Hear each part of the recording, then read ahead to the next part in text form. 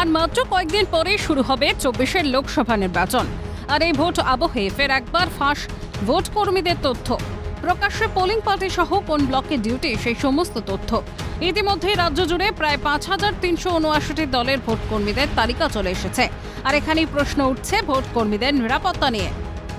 Vote কর্মীদের বহু ব্যক্তিগত তথ্য ফাঁস করে দেওয়া হচ্ছে বলে জানালেন শিক্ষানুরাগী মঞ্চের সাধারণ সম্পাদক কিঙ্কর অধিকারী।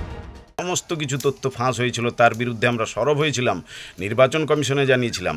তারা কথা দিয়েছিলেন যে আর এ জিনিস হবে না, কিন্তু আমরা অদ্ভুতভাবে লক্ষ্য করছি আবার ঠিক এই দ্বিতীয় দফাতে, যেখানে পোলিং পার্টিদের তালিকা সহ তাদের ডিসিআরসি কোথায়, তারা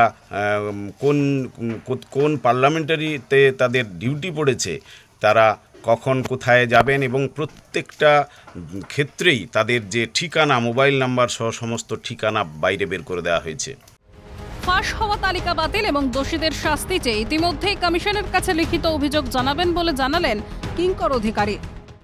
আমরা এই যে এই ঘটনাটিকে পুরো লিপিবদ্ধ করে কমিশনে আমরা পাঠাচ্ছি, যে বারবার যে এই তথ্যগুলো ফাঁস হচ্ছে, কার হাত দিয়েই ফাঁস হচ্ছে এই তথ্য ফাঁস যারা করছে তাদের অবিলম্বে চিহ্নিত করে শাস্তি দিতে হবে। এবং আমরা দাবি জানাচ্ছি এই তালিকা সম্পূর্ণ বাতিল করে নতুনভাবে তা আবার ঘোষণা করতে হবে বা আবার সেটিকে রক্ষা করতে হবে, যাতে কোনোভাবে ফাঁস না হয়। এর বিরুদ্ধে আমরা কিন্তু যথাযথ পদক্ষেপ গ্রহণ করব। পাশাপাশি তিনি জানালেন এভাবে বারংবার ব্যক্তিগত তথ্য ফাঁস হওয়ার ফলে বিঘ্নিত হচ্ছে ভোট কর্মীদের নিরাপত্তা। রাজনৈতিক দলগুলির কাছে চলে যাচ্ছে ভোট কর্মীদের সমস্ত তথ্য। যথাযথ ব্যবস্থা না নিলে ভোট প্রক্রিয়ায় অংশ না নেওয়া এবং আইনি পদক্ষেপের হুঁশিয়ারি দিলেন শিক্ষানুরাগী মঞ্চের সাধারণ সম্পাদক কিঙ্কর অধিকারী। এই ধরনের যে তথ্য বারবার ফাঁস হচ্ছে, এর ভিত্তিতে আমাদের যে ব্যক্তিগত নিরাপত্তার জায়গা বিঘ্নিত হচ্ছে, রাজনৈতিক দলগুলির কাছে সমস্ত তথ্য চলে যাচ্ছে।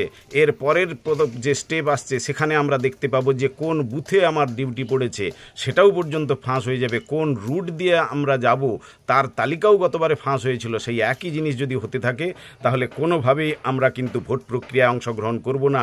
নির্বাচন কমিশনকে আমরা পরিষ্কার জানিয়ে দিচ্ছি, এই তথ্য কিভাবে ফাঁস হচ্ছে তার তদন্ত করে যথাযথ শাস্তির ব্যবস্থা করা হোক। যারা এই ফাঁস প্রক্রিয়ার সঙ্গে যুক্ত রয়েছে তাদের শাস্তির ব্যবস্থা করা হোক।